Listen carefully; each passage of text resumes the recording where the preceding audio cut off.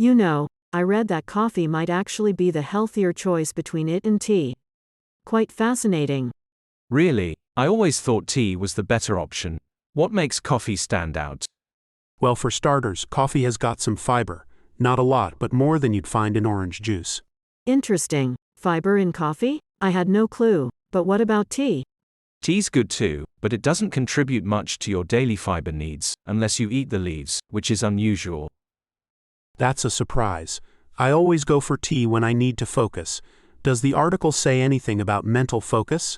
Yes, it does. Both coffee and tea help with attention and alertness thanks to caffeine. But too much can make you jittery. Makes sense. Caffeine is a double-edged sword. But how much caffeine are we talking about in coffee and tea? A regular coffee has about 100 milligrams of caffeine, but it varies. Tea usually has less, like around 50 milligrams for black tea. Got it. So, moderation is key. What about other health aspects? Anything on gut health? Absolutely. Both beverages are rich in polyphenols, which are great for your gut.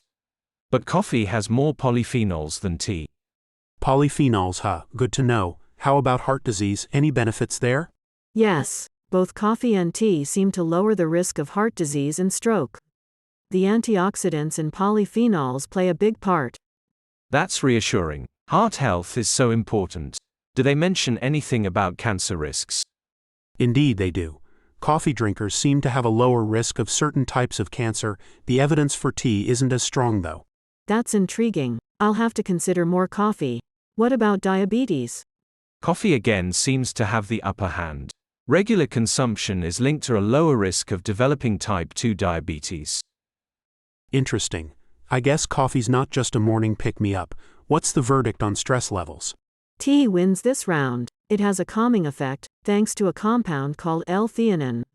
It helps reduce stress hormones.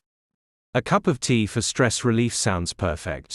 Lastly, any word on which drink might help you live longer? Yes, both. Regular drinkers of coffee and tea have a higher chance of living longer. That's something we can both toast to.